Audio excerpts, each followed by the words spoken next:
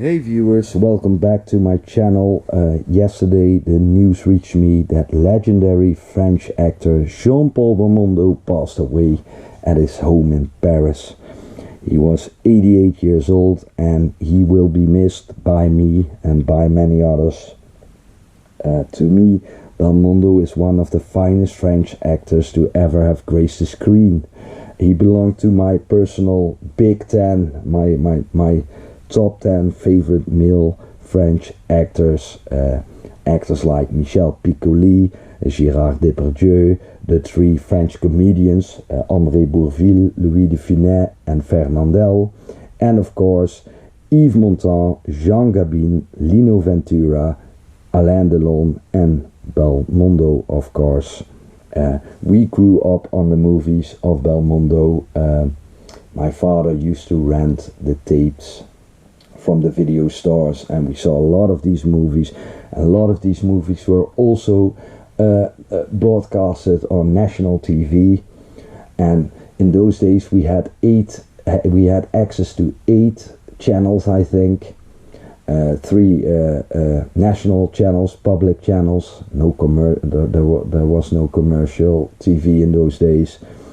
And we had access to 2 channels from Belgium, our neighboring country, and 3 channels from Germany, our other neighboring country. And they would broadcast these Jean-Paul Belmondo movies. And most of these movies, the movies they broadcasted weren't the art house movies he did. Most of the movies were the most bankable, more bankable and commercial movies. And we enjoyed them. Belmondo was born in 1933. He was a son of a renowned sculptor, Paul Belmondo, and his father, in his teens, his father sent him to some private elite schools. But Belmondo never felt comfortable in those schools. He didn't want to belong to the Parisian elite of intellectuals. Instead, he liked sports, he liked football, and he liked boxing. So he went to pursue an amateur career in boxing, amateur boxing. I think it lasted like four matches or something like that. And in 1952 he would enter the National Conservatory of Dramatic Art, and after that he would star in plays and in theater, and he made his screen debut in 1957 in Some Forgettable Comedy. And after a few years after that, Godard spotted him and he cast him in a short movie that I never saw, and after that he would cast him in this iconic Nouvelle Vague movie, À bout de souffle. But Belmondo's heart was never really into art house movies, so as his career progressed, he liked to do more adventure and action movies where he could do his own stunts, and that was what his heart was into. He really liked those movies. He worked with some of the best directors that France ever produced. Jean-Luc Godard, of course, Jean-Pierre Melville, François Truffaut, Alain Resnais, Henri Verneuil, Claude Sautet, Marcel Carné, Louis Malle, Claude Lelouch.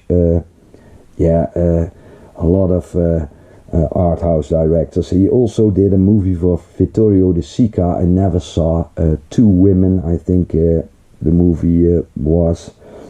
The title of the movie was. He was, I think he married twice and he divorced twice. I think I read that somewhere. And he had a 7-year relationship with one of the most beautiful women in the world in those days, Ursula Andress, who was in Dr. No, of course, the famous James Bond movie. I know he received a Golden Lion a few years ago at the Venice Film Festival. I think it was, I believe it was a Lifetime Achievement Award, and I think he was a great actor. I want to show you some movies that I own. I don't own as many as I thought I owned. Many movies, I saw many movies of him, but many were a long time ago. That's a shame, because now I can't give you all the information I wanted to give you. But some of the movies I don't own that I'm pretty sure that I saw are Ace of Aces, The Outsider, a movie he did with Jacques Deray in 1983. Léon Morin Prêtre, where he plays a priest, Jean-Pierre Melville movie that I saw but I never bothered to pick up for some reason. Dead Man from Rio, a movie he did with Philippe de Broca in 1964, which really was the movie where he really switched to these mainstream movies, those more bankable movies that he liked to do. Borsellino, which is a gangster comedy that also stars Alain Delon, he made with Jacques Deray in 1970. Copper Hood, a movie that he did with George Lautner in 1979. And many of the movies, those more commercial movies, he did with either Deray or Lautner or Philippe de Broca, and those are quite nice. One I saw rewatched recently on Dutch Netflix, is the movie Hold Up. It was directed by Alexander Arcady in 1985. Kim Cattrall also stars in that movie, just before she did Big Trouble in Little China. And it's a movie where Belmondo dresses up like a clown to perform a heist on a bank. And I really liked that original movie. It was based on a Jay Cronley novel, and Bill Murray in 1990, a few years later, would do a remake or another adaptation of this novel, Quick Change, which is, just as funny to me. Maybe I slightly prefer the Belmondo version, but I like both movies. And I don't own the original one, but I do own this other adaptation of the novel. Let's start with showing you the DVDs featuring the movies featuring Jean-Paul Belmondo.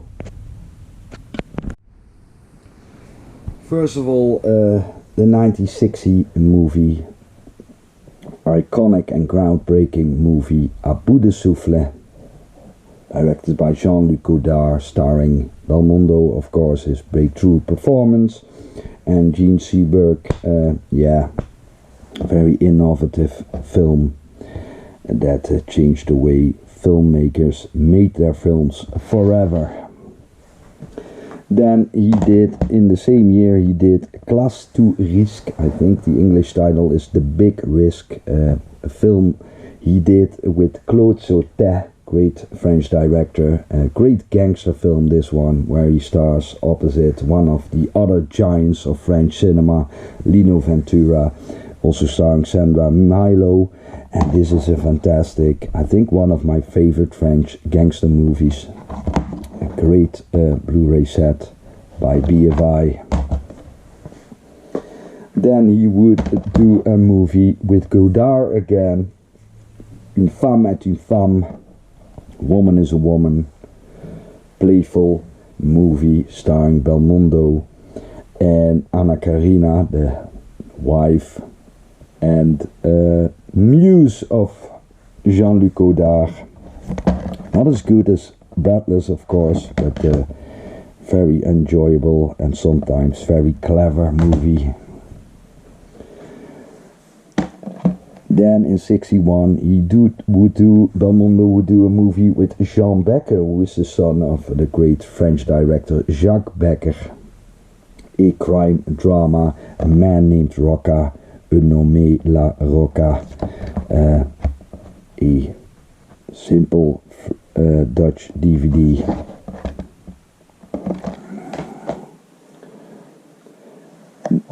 Then in 1962 he would star in this great Melville film noir, Le Doulot, thoroughly enjoyed this one. The Finger Man, strange English title, but okay. And this was in those days a very decent DVD by BFI, and they released that other movie where he plays the priest, Léon Morin, a priest. They released that one too, but I never picked it up. I don't know why. I didn't like it as much as this one. Maybe that was the reason. Then a movie that I rewatched yesterday as a personal tribute to the man of the hour, Jean-Paul Belmondo, this great French swashbuckler directed by Philippe de Broca in 1962, Cartouche, which is excellent. I love those French swashbucklers. Movies like Fanfan la Tulipe, and that other movie I recently saw, Le Bossu, I think it was called, with Jean Marais and André Bourvil. Great. This one stars a very young and very beautiful Claudia Cardinal, and it has an almost poetic ending. I really like this one. Really enjoyed revisiting this one. Cartouche, Swords of Blood. Then probably my favorite Godard, one of my favorite Godards. This is a very old DVD box set. I think it's almost 20 years old. It's a little bit yellow at the colorized at the sides. Studio Canal would release some great sets in those days. I own 2 Godard sets and a Renoir set. The only way to watch those movies in those days. And this one features 3 Godard movies, and Pierrot le Fou is the famous 1965 movie that Belmondo did with the Godard, and this is the German Blu-ray, which contains Dutch subtitles, if I'm correct, Hollandisch, yeah, and it also stars Anna Karina again. Great colors. I really like this movie. Pierrot le Fou, Crazy Pete or something like that in English. Then he did some movies in the English language. Is Paris Burning, a movie directed by René Clément, a war movie in 1966 with an astonishing cast. Charles Boyer is in this, Leslie Caron, Alain Delon, Kirk Douglas, Glenn Ford, Gert Freube, Goldfinger, Yves Montand, Anthony Perkins, Simone Signoret, I think the wife of Montand, Robert Stack, Orson Welles. An amazing cast. The movie is pretty good. It's not a masterpiece. It's about occupied France, and at the end of the war, when they are collaborating with the English and the English and the U.S. Army to get rid of the Germans that occupy Paris. Is Paris Burning, but he only has a small part in this one. Same goes for Yves Montand and Alain Delon. Then this mess of a movie, Casino Royale, was released in 1967. Had 5 or 6 directors, this one, among others. John Huston and Val Guest, among others. It's quite a mess. It is the first remake of the adaptation of the Ian Fleming novel, but they only used the premise to make a silly comedy about male chauvinism. It's not very good. Stars David Niven, Ursula Andress, maybe. Belmondo met her in those days. He was 7 years with her. And Peter Sellers, Woody Allen. It's a mess of a movie, but okay. Deborah Kerr, Charles Boyer, John Huston. Yeah. Casino Royale, pretty forgettable, and he just has a small part in that one. Then he made this great adventure movie, The Burglars, Le Casse, with Henry Verneuil, great director of crime films and action movies. 1971 it was released, features also starring Omar Sharif and Robert Hossein. He did a lot of his own stunts in this one, Belmondo, and he was one of the first, of course. Later on, Tom Cruise and Jackie Chan would do the same. And a great car chase scene, one of the best in this one. The Burglars, Le Casse, Henry Verneuil. Now, how do I pronounce this in English? The Pariah? I think you pronounce it like that. And the French title is also difficult. Las Communes, directed by José Giovanni in 1972. A crime drama starring Belmondo and also starring Claudia Cardinal again. And I think Michel Constantine is also in this one. The Pariah. Then this movie he did with Philippe de Broca in 1973. Le Magnifique. I think it came out in the US as The Man from Acapulco. A very funny and exciting adventure movie with some gore in it, pretty graphic at times, cartoonish but graphic, and I really enjoyed this one, where Belmondo plays a writer who wants to star, fantasizes about starring in his own James Bond-like pulp novels. And Jacqueline Bisset is in this one, very beautiful in this one. Then a movie he did in 1976, directed by Philippe Labro. Don't know this guy, this director. The Hunter Will Get You, L'Alpagueur, which is a crime action movie, pretty good, also starring Bruno Kramer. I think this is Bruno Kramer. He was also a year after this one, he also starred in the great Friedkin remake of Wages of Fear. Sorcerer, very good movie. Yeah. Then a silly adventure comedy that he did with George Lautner in 1980, Le Guignolo, which was okay.